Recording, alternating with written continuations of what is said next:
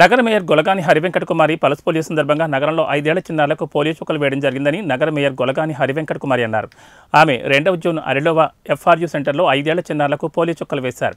రాష్ట్ర వ్యాప్తంగా pulse polio కార్యక్రమం జరుగుతున్న దృష్ట్యా GVMC అన్ని జోన్ల పరిధిలోనూ PH సెంటర్లో, కమ్యూనిటీ హాల్స్ నందు, రైతు బజార్లు, రైల్వే స్టేషన్లు, బస్టాండ్లలో పోలియో చుక్కలు వేయడం జరిగిందని నగర మేయర్ తెలిపారు.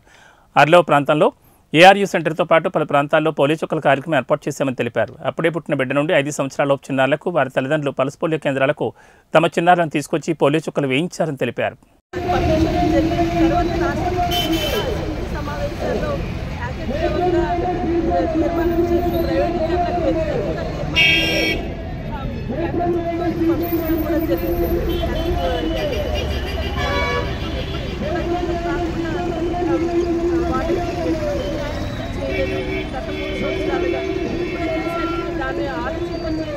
కేంద్ర ప్రభుత్వము స్టీల్ ప్లాంట్ ఉద్యోగులకు, కార్మిక నాయకులందరికీ కూడా న్యాయం చేస్తారని తెలియజేస్తున్నారు. అలాగే కరోనా లాంటి విపత్కర పరిస్థితుల్లో కూడా స్టీల్ ప్లాంట్ ఆక్సిజన్స్ ఇప్పించడంలో కానీ, బెడ్స్ ఇప్పించడంలో కానీ చాలా ఎత్తున చేయడం జరిగింది.